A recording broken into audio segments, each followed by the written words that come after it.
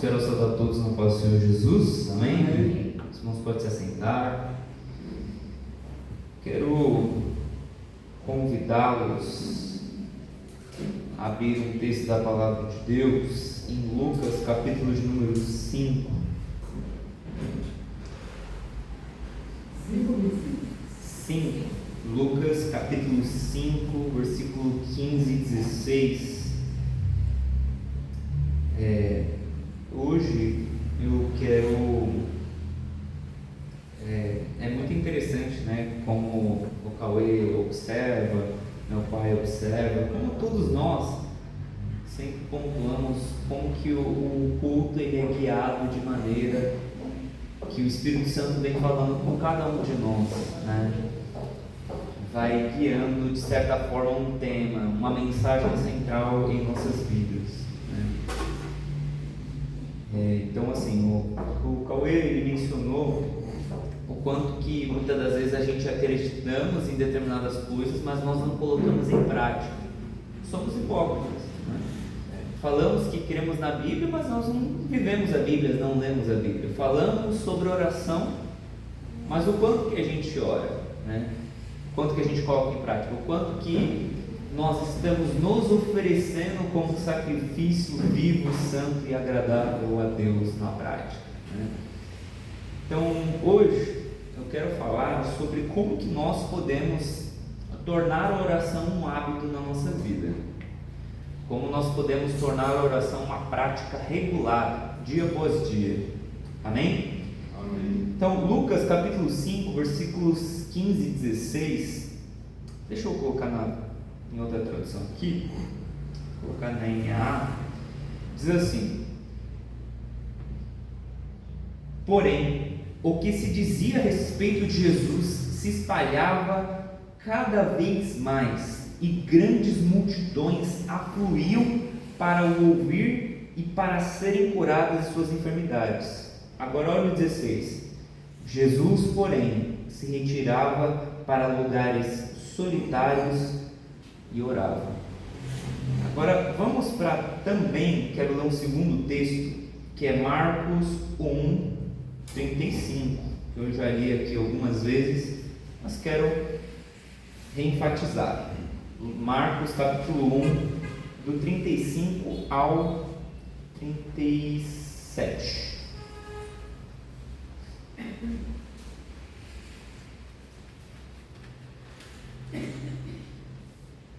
Que diz assim: tendo se levantado de madrugada, quando ainda estava escuro, Jesus saiu e foi para um lugar deserto, e ali orava. Simão e os que estavam com ele procuraram Jesus por toda parte. Quando o encontraram, lhe disseram: todos estão à sua procura. Amém, irmãos? Amém. Bom, Jesus, ele não apenas falava de oração, ele não apenas nos mostrou o que deve conter numa oração bíblica, numa oração verdadeira, numa oração a qual agrada a Deus, mas ele mostrou na prática o quanto ele orava. Jesus ele orava em desertos, em montes, em sinagogas, à beira do caminho. Jesus orou na cruz. Em toda a vida de Jesus ele orava. Jesus ele é o maior exemplo que nós temos, porque quando ele abria a boca, ele ensinava, mas mesmo quando ele estava calado, ele dava uma aula de vida. Ele era didático. Só de você olhar, observar o comportamento dele, você aprendia. Só que olha que interessante, Jesus, ele não colocava desculpas para não orar. Todo mundo procurava Jesus, todo mundo queria um espaço da agenda de Jesus, um tempinho do seu tempo. E Jesus, em muitas ocasiões, como nós lemos, ele saía, ia para os montes, ele buscava lugares solitários e orava. Jesus, ele não arranjava desculpas. Tem um ditado popular que diz: se você quer, você arranja um jeito. Quem não quer, arranja uma desculpa, né? E essa é uma desculpa que a gente utiliza muito. Mas eu não tenho tempo. Eu cuido de casa, eu tenho que estudar, eu tenho que trabalhar, eu tenho as minhas atividades com os meus amigos, eu tenho que me profissionalizar, eu tenho que me aperfeiçoar na minha profissão, eu tenho que estudar, eu tenho que viajar. Só que a gente arruma tempo para tantas coisas, mas nós não separamos tempo na nossa agenda, muitas das vezes, para Deus. Então, Jesus aqui acaba com isso. Só que tem um segundo ponto que eu quero levantar aqui para reflexão dos irmãos e de nós. Olha só o que diz esse texto de Lucas 5,15. Porém, o que se dizia a respeito de Jesus espalhava cada vez mais, e grandes multidões afluíam para ouvir e para serem curadas de suas enfermidades. Aí você para refletir. Pregar e curar são coisas ruins? Não, são coisas boas, não é? Não é bom Jesus curar e Jesus pregar às multidões? É coisas boas, úteis e dignas. Só que essa é uma reflexão que a gente tem que pensar. Até as coisas boas e úteis podem nos afastar do tempo com Deus. Não é errado, não é ruim você estudar, não é ruim você trabalhar, não é ruim você vir para a igreja, não é ruim muita coisa, mas até as coisas boas podem nos afastar da presença de Deus. Não é que você deva excluir tudo que é bom da sua vida só para orar, mas faça uma reflexão. Será que você não tem se atrapalhado? Aí você fala assim: não estou orando, Deus, mas você sabe que é porque eu estou buscando o meu futuro, eu estou fazendo isso que agrada também ao Senhor. Bom, não é que Deus ele não vai se agradar, mas o que é melhor? Eu sempre confundo a Marta e a Maria. A Marta é a que estava trabalhando, né? O que seria melhor? Você trabalhar, fazer um monte de coisas, ou você ser como Maria, estar aos pés de Jesus aprendendo? E de novo, o que a Marta fez foi algo ruim, indigno? Não, foi algo bom. Mas muitas das vezes até as coisas dignas nos atrapalham. Quando eu comecei a ler um pouco sobre teologia, no livro, nas apostilas que meu pai tinha, quando eu acabei de ler a Bíblia, eu já devorei as apostilas que meu pai tinha lido no curso básico de teologia, do Expedito Marinho, né? E toda a introdução das apostilas tinha uma reflexão que o professor Expedito Marinho, ele colocava, que era assim: fazer para Deus pode nos impedir de estar com Deus. Às vezes a gente fica tão ocupado em preparar sermões para pregar, a gente fica tão ocupado. A nossa igreja não tem tantas agendas assim, mas tem igrejas que assim, todo dia tem algum evento na igreja, tem ensaio, tem culto de irmãs, culto de oração, culto de evangelismo, culto da libertação, culto da quebra de maldição, e aí vai.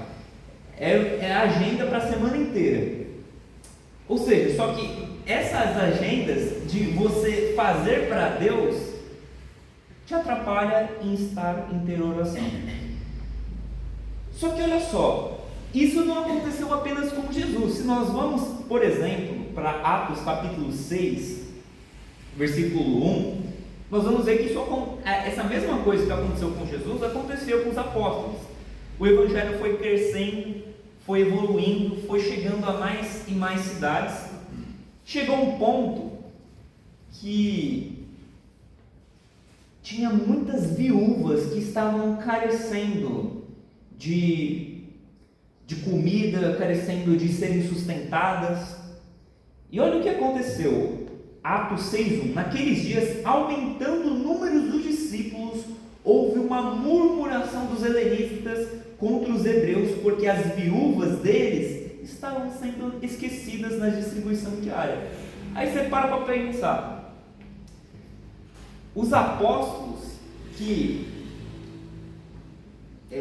deveriam estar orando, com um grande número de pessoas crescendo, eles estavam muito mais ocupados em ajudar viúvas do que orar.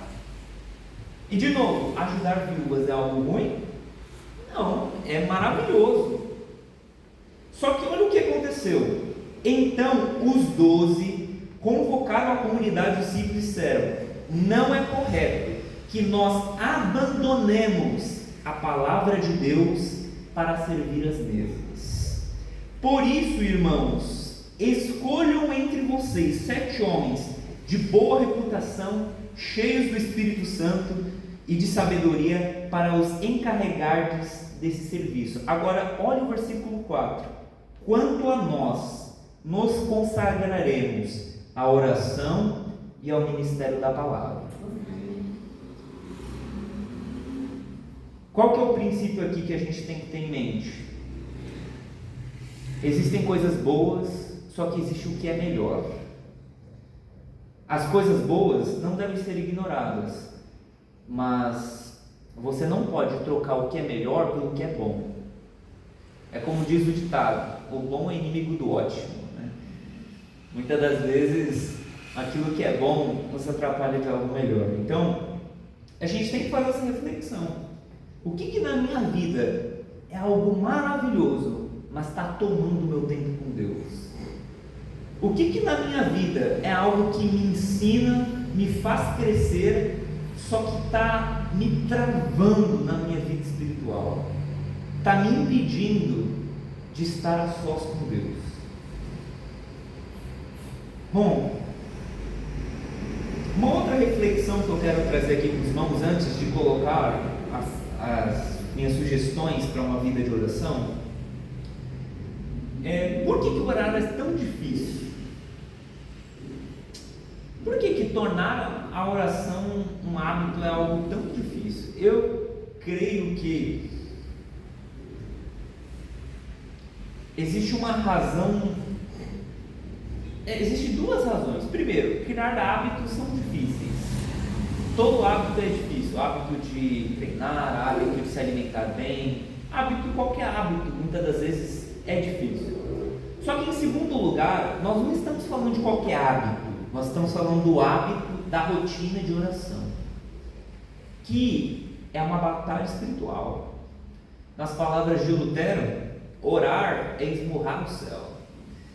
É uma luta, você está ali batalhando, você está lutando. Nas palavras de John Piper, nós oraríamos muito mais se nós entendêssemos que a vida é uma grande guerra. Então, é uma batalha espiritual. E um texto que eu lembro muito do livro O Peregrino, do John Bunyan, ele diz que as coisas do mundo e os nossos desejos carnais são vizinhos bem próximos. O que significa? Que existe uma inclinação dentro de nós para fazer qualquer outra coisa menos orar. Para querer assistir uma série, um filme, uma música, um show, para ir trabalhar, para ir estudar, para ir sair com os amigos, para comer uma pizza. Ou seja, existe uma inclinação dentro de nós para as coisas do mundo. E segundo, existem propostas, ofertas do mundo. O diabo, ele preenche a nossa rotina, ele procura nos assoberbar, nos preencher, nos lotar de tantas atividades que nós não temos tempo para pensar nas coisas espirituais. É a velha frase do livro Cartas de um Diabo ao Seu Aprendiz, que ele diz: muitos mortais acham que a nossa grande tarefa é colocar ideias em suas cabeças, quando na verdade a nossa principal função é tirar ideias, é fazer com que você não pense no que você precisa pensar, que é pensar em Deus. Então, é isso que nós temos que refletir, amém?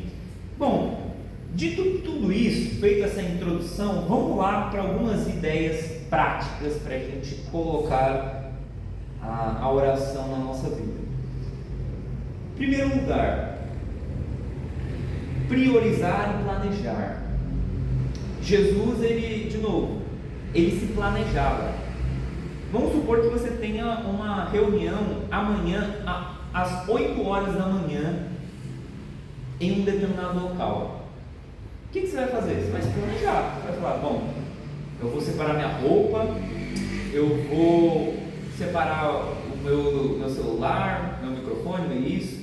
Eu vou gastar em torno de uns 30 minutos se eu pegar ônibus, se eu for de Uber, se eu for de carro. Ou seja, você se planeja, você calcula a rota, você pensa em quanto tempo você vai levar. Por que para Deus a gente fala, não, quando eu sentir de orar, eu vou orar. Não estou sentindo muita vontade não. Sobrar um tempinho, já fiz tudo que eu tinha para fazer. Agora eu vou separar um tempo para Deus. É o último das nossas prioridades, é a última, né? Sobrou um tempinho aqui, vou encaixar a oração. Agora, se não sobrar, é igual no filme, né? É no filme, né? Realmente eu lembro. Como que é aquele filme? Mais que Vencedores, né? Realmente. Agora, olha só que interessante. Olha que interessante essa reflexão que eu aprendi ela com o Neil Barreto.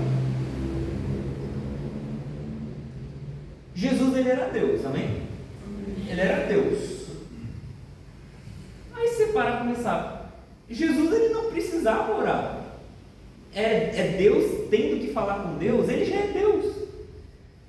Por que Deus vai ter que separar tempo para falar com Deus se ele já é Deus? Só que olha só, mesmo Jesus sendo Deus em forma humana, ele não quis ser homem sem ter comunhão com o Pai. E nós que somos homens, longe de sermos deuses, queremos passar a vida longe do Pai. Nós que somos homens, achando que somos super-homens, achamos que podemos negligenciar tempo com Deus, né? Então, assim, é prioridade. O que é prioridade na sua vida? Buscar em primeiro lugar o reino de Deus e a sua justiça. As demais coisas serão acrescentadas. Jesus, ele colocava de manhã cedo. Olha só que interessante. Acordando, Marcos capítulo 1, versículo 35 diz: tendo se levantado de madrugada, quando ainda estava escuro, Jesus saiu e foi para um lugar deserto e ali orava. Ou seja, como se Jesus estivesse dizendo, olha, eu não posso viver os meus dias sem orar. Para começar o dia eu tenho que orar. Lutero, ele pensava assim, eu tenho tanta coisa para mim fazer hoje, que se eu não orar pelo menos umas 2 horas, eu não consigo dar conta de nada. Na mente de Lutero, quanto mais coisa eu tenho para fazer, mais eu tenho que orar. George Miller, ele tinha uma frase que ele dizia assim: um cristão, ele consegue produzir muito mais em 4 horas, depois que ele passou uma em oração, do que 5 horas sem oração. É como se, talvez, na mente de George Miller e Lutero, oração até fosse um hack para a produtividade, né? Porque o que esses caras faziam é brincadeira, né? É brincadeira. Hudson Taylor, a história do Hudson Taylor no livro Heróis da Fé diz que ele praticamente seguia o mesmo exemplo de Jesus. O sol não se punha sem que Hudson Taylor estivesse de joelhos orando. Então, assim, sempre estava escuro, sempre ele estava orando antes do dia começar. Agora, vamos pegar um outro exemplo. Se a gente pega Daniel, olha que interessante. Aí você fala assim, Mateus, como que eu vou planejar? Vamos aprender com Daniel. O que Daniel fazia? Daniel 6:10. Quando Daniel soube que o documento tinha sido assinado, voltou para casa, em seu quarto, no andar de cima. As janelas abriam para o lado de Jerusalém. 3 vezes por dia ele se punha de joelhos, orava e dava graças diante de seu Deus, como era o seu costume. Daniel não começou a orar depois que o decreto foi assinado, ele já orava, era de costume. Ele criou, instalou o hábito, o costume de buscar a Deus, e não apenas uma vez, 3 vezes por dia. E como ele fazia isso? Se a gente perguntasse assim para Daniel, você planeja o seu tempo com Deus? Você acha que ele iria falar assim, não, quando dá aí eu estou orando?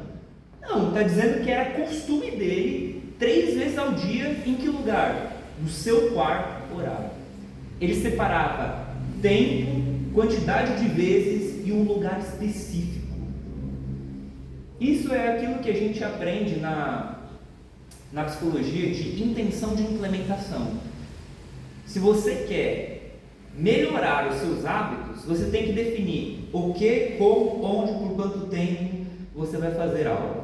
Se você não tem clareza de o que você vai fazer, como você vai fazer, por quanto tempo e onde, qualquer coisa vai preencher esse espaço na sua agenda. Mas se você tem clareza, isso fica muito mais nítido. Então, por isso que muitos puritanos, eles separavam um quarto específico para a oração. Por isso que a gente tem filmes como Quarto de Guerra, em que ela separou um local específico para aqui vai ser o lugar onde eu vou me devotar a Deus. Amém? Bom, segundo lugar, e aqui eu já vou passar um pouco mais rápido nesses pontos. A segunda recomendação, sugestão que eu dou para que a gente possa orar mais ore as orações escritas e escreva as suas orações. Aqui é uma combinação de 2 coisas. Então, primeiro, orar as orações escritas. Por que você acha que nós temos um livro dentro da Bíblia Sagrada chamado de Salmos? Eu creio assim como aprendi com Dietrich Bonhoeffer, que Deus ele queria nos ensinar como devemos invocá-lo. Nós não devemos invocar Deus de qualquer maneira, pensando que é a nossa maneira, a minha forma de invocar Deus. Não, Deus ele mostrou, e está escrito na Bíblia, como Ele quer ser invocado. Ele deu um livro, um registro, só de como os grandes homens e mulheres invocaram a Deus. Então a gente deveria estudar essas orações para aprender com eles como Deus quer que nós nos aproximemos dele. Então a gente pode se basear nos Salmos, ler os Salmos, e não apenas os Salmos, mas na Bíblia tem registrado várias orações, oração de Neemias, oração de Paulo, orações de Pedro, de Jesus, de João. Então assim, a gente pode se debruçar sobre essas orações e aprender com elas como que nós devemos orar. Só que em segundo lugar, nós deveríamos escrever mais as nossas orações. É um hábito que de certo modo se perdeu. Os cristãos mais antigos tinham seus cadernos de oração, cadernos de pedidos de oração. E George Miller, por exemplo, era um cristão que ele recomenda muito você colocar, ele recomendava até um formato de você colocar de um lado o que você pediu e do outro o dia que você pediu, a data. E depois que Deus te atender a sua oração, você coloca quando foi que Deus te atendeu. Na mente dele, ter registros de respostas às suas orações geravam em você mais confiança para quando você for fazer um novo pedido, você ter certeza de que Deus é um Deus de respostas. Olha o tanto de respostas que Ele já me deu. Como que eu não vou crer que Ele me ouve? Né? É mais ou menos igual no filme também, de novo, Quarto de Guerra, em que a mulher, aquela senhorinha, ela tinha um mural de orações respondidas. O George Miller, ele levou isso tão a sério que nos seus registros, nos seus cadernos, tinha mais de 5.000 orações respondidas ao final da sua vida, inclusive orações que foram respondidas durante a sua morte. Então, são reflexões, são maneiras, e de novo, aqui eu não estou colocando regras, não é que você deva fazer assim ou não, são sugestões para a gente colocar em prática, amém? Efésios capítulo 6, versículo 18.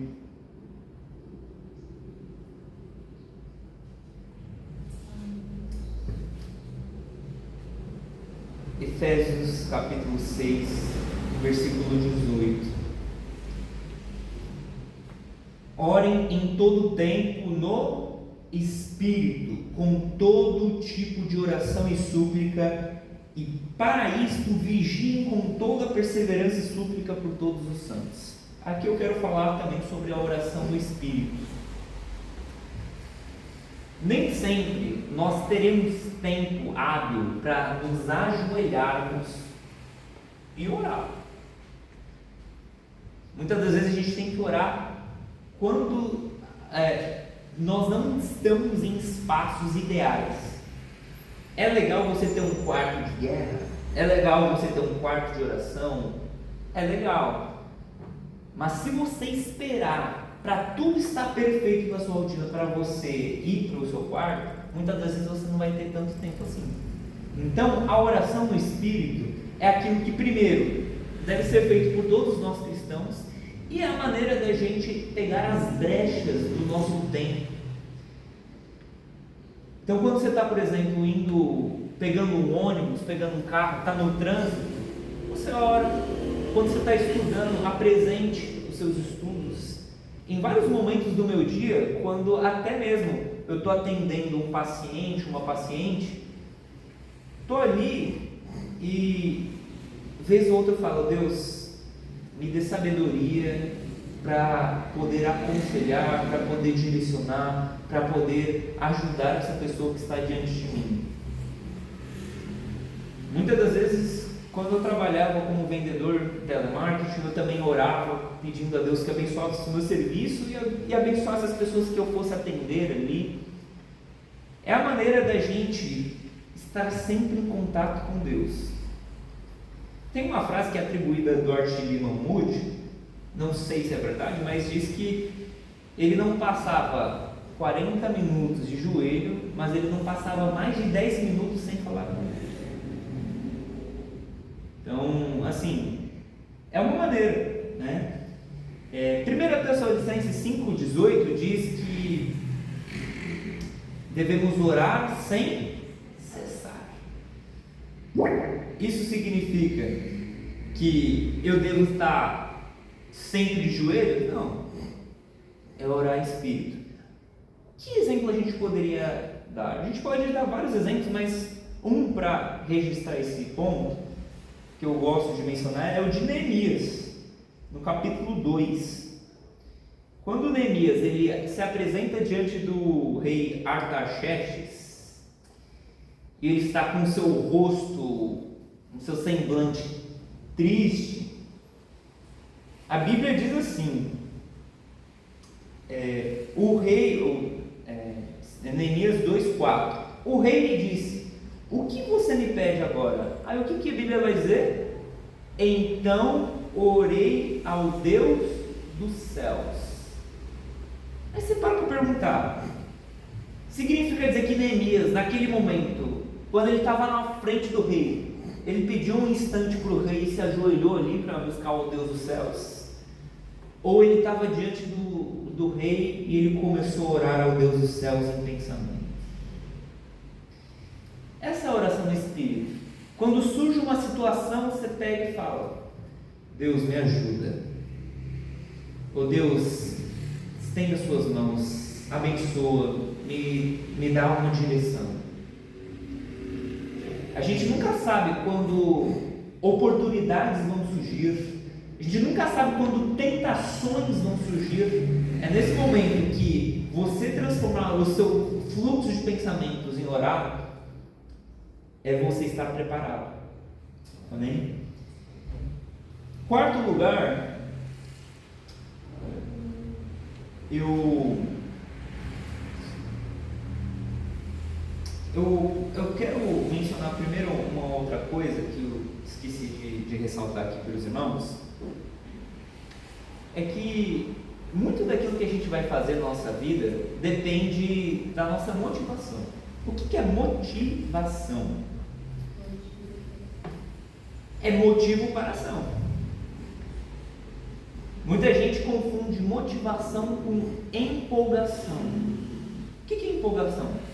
Você está com aquele arrepio, aquela sensação: meu Deus, eu quero orar agora, né? Eu quero fazer aquilo. Nem sempre a gente vai estar empolgado para orar, mas nós devemos em todos os momentos estarmos motivados. O que é isso? Significa que você tem que ter claro os motivos que te levam a agir, que te levam a orar. Se você não tem motivação, se você não sabe o porquê, o motivo de orar, com certeza você vai começar e você vai parar. Eu queria orar porque disseram para mim que eu tenho que orar, ou porque eu não quero ir para o inferno, ou então está todo mundo orando, eu tenho que orar também, né? Tem que ter clareza. O que te inspira, o que te move, o que te leva a orar? Tenha clareza. Tudo na nossa vida, nós não fazemos ou não perpetuamos um comportamento se nós não vemos sentido, não vemos um porquê claro. Agora, quem tem os seus porquês vai muito mais longe, amém? Em quinto lugar, eu quero que os irmãos compreendam que constância é muito mais importante do que intensidade. Por isso, tenha paciência com você no início, né? Então, por exemplo, vamos supor que você vai começar a orar com mais frequência. Eu quero começar a orar. Aí você vai lá no primeiro dia, você se ajoelha, você começa a orar. Aí passou um tempão assim, você fala: eu já orei bastante. Aí quando você olha no relógio, 4 minutos. É difícil. No início, você vai ser uma luta. E é normal, é natural, é esperado que tudo que você faz de início seja um pouco mais desafiador. Mas de novo, não se preocupe com a intensidade no início. Se preocupe com a constância, com a frequência. Esteja dia após dia. É como nós cantamos aqui: essa casa é tua casa. Ou seja, é para Deus morar dentro de nós e nós estarmos nele. É como diz Salmo 91: aquele que habita no esconderijo do Altíssimo. Não é aquele que faz visitas esporádicas, mas aquele que está habitando, morando todos os dias na presença do Todo-Poderoso, né? Então, todo dia, buscando orar, nas palavras do A.W. Tozer, nós devemos orar até aprender a orar de verdade. Então, assim, é algo que a gente precisa olhar para esse lugar, amém, irmãos? Sexta recomendação, eu colocaria da seguinte forma: elimine as suas distrações e preste atenção nos movimentos do seu coração enquanto você ora. Então, assim, você vai Assim como você se planeja para estudar, não dá para você estudar com afinco ou trabalhar de maneira dedicada, que você se doa para aquilo que você está fazendo, se você está toda hora sendo interrompido, toda hora tem uma distração, uma notificação. Então, o que você vai fazer? Tira o celular, deixa o celular em outro cômodo. Não, assim, tire as suas interrupções, tudo aquilo que pode tirar o seu foco, sua concentração, elimine. Não se distraia. E preste atenção nos movimentos do seu coração. Por quê? Talvez já aconteceu com os irmãos, de muitas das vezes você está orando por algo e de repente você se lembrar de um amigo, você se lembrar de uma pessoa que passou na sua vida, você se lembrar de algo, e talvez Deus ele quer que você lembre dessas pessoas para que você apresente essas pessoas. Preste atenção no que está vindo à sua mente, porque possa ser que Deus ele quer que você apresente essa pessoa, essa circunstância, esse momento em oração. Amém?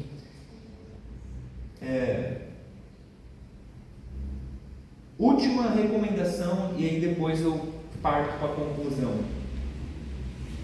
Eu gostaria de sugerir nessa última uma coisa que eu aprendi com o George Miller também, que é uma espécie de fusão entre leitura bíblica e oração. Quando nós lemos a biografia dele, uma coisa que é muito difundida é que ele leu a Bíblia mais ou menos aí umas 200 vezes, George Miller, sendo que dessas 200, 100 foram de joelhos. Só que a biografia traz isso. Só que quando você vai ler a autobiografia, ele escrevendo, tem um trecho que eu li no livro Em Busca de Deus, de John Piper, que ele mostrou uma coisa muito interessante. Quando a gente vai orar, muitas das vezes a nossa mente está sempre se dispersando, por um lado, para o outro. Aí quando você vai ver, você nem está orando mais, você está pensando em outra coisa, pensando em trabalho. E uma coisa que o George Miller ele fazia, que eu comecei a adotar, e que para mim faz muito sentido, que eu começo a me distrair muito menos. O que ele fazia?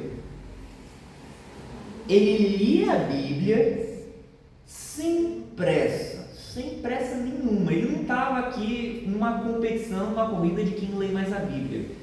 Talvez a gente pode até pensar, mas o cara leu 200 vezes a Bíblia. Ele não estava competindo com ninguém? E olha que interessante.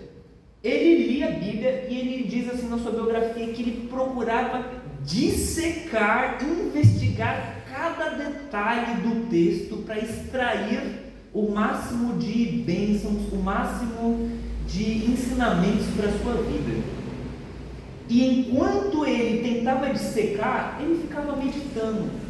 E ele orava por si mesmo. Ele diz que os ensinamentos levavam ele a confessar os seus pecados, a apresentar outras pessoas, a apresentar a si mesmo. É como se a gente estivesse lendo aqui, por exemplo, a gente pegasse esse texto aqui, Neemias 2,4, e fala assim: o rei me disse, o que você me pede agora? Então orei ao Deus dos céus. E a gente ficasse pensando: Deus, nossa, me permita ser como Neemias, me permita lembrar sempre de buscar ao Senhor em momentos em que oportunidades surgirem. Quando eu não tiver uma resposta, me lembre de te invocar e de buscar em ti uma resposta. É você pegar qualquer texto da Bíblia e transformar isso em oração. Eu acho que isso te concentra muito mais. Para finalizar agora, e aqui deixo os irmãos, amém? Quero colocar 3 lembretes, 3 coisas que eu acho importante a gente pontuar aqui. Primeiro, tomar cuidado com a vaidade em horas de oração, em orar bem, orar bonito. Tem um livro do C.S. Lewis chamado Como Orar, que na verdade é um compilado de vários textos que ele falou sobre oração. E ele diz que, às vezes, quando nós pensamos que aquela ou esta oração é a nossa melhor oração, na verdade é a nossa pior oração. Quando a gente acha que a gente está orando muito bem, na verdade a gente está orando mal. Quando você se impressiona muito, meu Deus, nossa, que oração bonita eu fiz agora, meu Deus, olha essas palavras que eu apresentei diante de Deus, olha como eu formulei tão bonito, eu acho que Deus está se agradando, eu devo estar orando muito bonito mesmo. Aí você está orando ruim. É como Lucas 18 mostra, né? O fariseu e publicano, os dois vão orar e ele fala: olha Deus, eu sou maravilhoso, eu dou dízimo de tudo que eu tenho, jejuo 2 vezes por semana, faço isso, faço aquilo. Quando ele achava que ele estava orando bonito, maravilhoso, eu não sou igual esse pobre pecador que está aqui do meu lado, esse publicano. Ou seja, tome cuidado para que você não seja vaidoso enquanto você ora, né? E tome cuidado porque às vezes quantidade não significa necessariamente a aprovação de Deus. Você pode passar 1 hora em oração e isso não está agradando a Deus. A gente pega, por exemplo, Isaías 1, que as pessoas oravam, as pessoas ofereciam um sacrifício e Deus falou assim: olha, eu tenho nojo de vocês, tenho nojo do clamor de vocês. O que vocês estão fazendo na minha presença? Por exemplo, Isaías 29:13. Eu sempre confundo Isaías 29:13 e Jeremias 29:13. É um dos dois. Ele diz que esse povo clama a mim com seus lábios, mas o seu coração está longe de mim. Então, é uma reflexão que nós temos que fazer. E por último, quero deixar com os irmãos Provérbios 27:7. A alma farta pisa o favo de mel, mas para a faminta até o amargo é doce. O que significa? Eu dei várias sugestões aqui de como que a gente pode colocar a oração em prática, como a gente pode criar o hábito de orar. Mas se você não tiver fome, você não vai colocar em prática nada e você não vai orar. Que Deus nos abençoe para não apenas orar, mas que a gente tenha fome de orar, desejo. Que às vezes a nossa alma está tão farta de tantas coisas que a gente não tem mais fome. Por que eu vou orar? Do que adianta Deus ser pão se eu não tenho fome? Do que adianta Ele ser água da vida se eu não tenho sede? Já estou saciado com tantas coisas desse mundo. Então que Deus nos permita a termos fome e sede, para que até as pequenas coisas que Ele venha nos fazer desfrutar seja um banquete para a gente, né? Tudo aquilo que a gente viveu com Deus ainda não é nada do que Ele pode vir a fazer. O que conhecemos de Deus é uma gota, o que podemos ainda conhecer dele é um oceano. A gente pode conhecer muito mais, amém? Deus em Cristo abençoe, agradeço por dar o nosso Jesus, amém? Pastor Carlos, vem fazer Santa Ceia, por gentileza. Deus abençoe, irmãos.